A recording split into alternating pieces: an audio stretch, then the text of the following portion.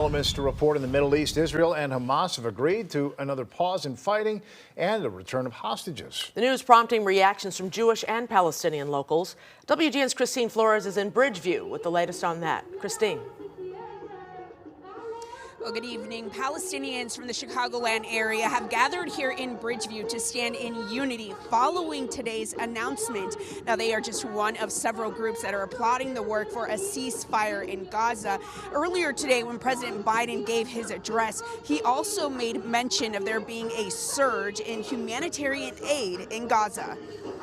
At long last, I can announce a ceasefire and a hostage deal has been reached between Israel and Hamas.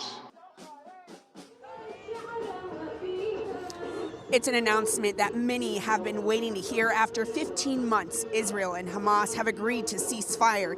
In his address Wednesday afternoon, President Biden said it was the toughest negotiations he's ever experienced in reaching a deal. The three-phase plan is set to release dozens of hostages within 6 weeks. In Chicago, the plan has local organizations applauding the work but still holding their breath for Sunday, when the first group of hostages are set to be released.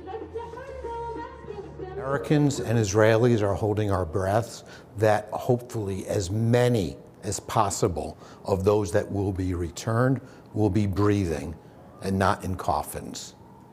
That demonstrates part of Hamas's inhumanity, holding innocents and not letting families finally bereave those already murdered.